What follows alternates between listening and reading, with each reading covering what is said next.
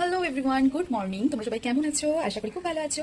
আজকে ইভানকে স্কুলে দিয়ে একটু বাজার করে নিয়ে এসেছি। আজকে বানাবো একটু oil free chicken. Oil free চিকেনটা আমি কিভাবে বানাবো সেটা তোমাদের সাথে শেয়ার করবো। বিকজ আমি আগে অনেকবার অনেকজনকে খাইয়েছি, অফিসে নিয়ে গেছি, প্লাস ইভান স্কুলে অনেক ফ্রেন্ডসদের মায়েরা সবাই জিজ্ঞাসা করে যে অয়েল ফ্রি চিকেন কি করে বানাও, সেটা একবার শেয়ার করার জন্য। তো তোমাদের রিকোয়েস্টেও আমি আজকে বানাবো oil free chicken. Because chicken সবাই খুব ভালোবাসে, যেহেতু অনেকের বাড়িতে রেগুলার বেসিস এরকম হয় যে চিকেন করতে হবে। তো সেই ক্ষেত্রে আমরা চিকেনটা অয়েল ফ্রি হেলদি কিভাবে রাখবো সেটা তোমাদের সাথে আজকে শেয়ার করবো।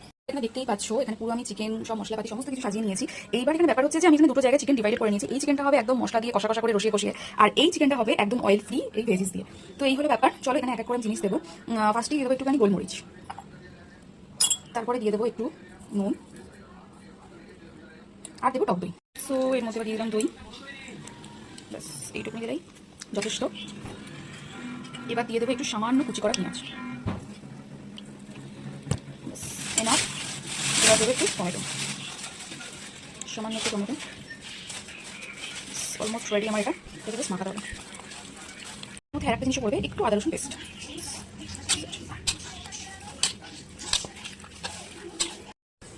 এর মধ্যে আর কিছুই অ্যাড করবো না, তো এইটা দিয়ে দেবো।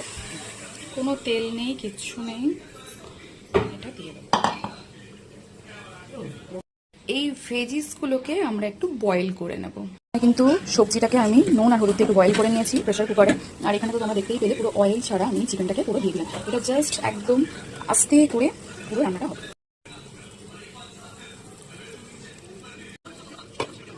আমরা এখানে একটাই কাজ করবো, মাঝে মাঝে ঢাকনাটাকে খুলে একটুখানি জাস্ট নাড়াচাড়া করে নেবো।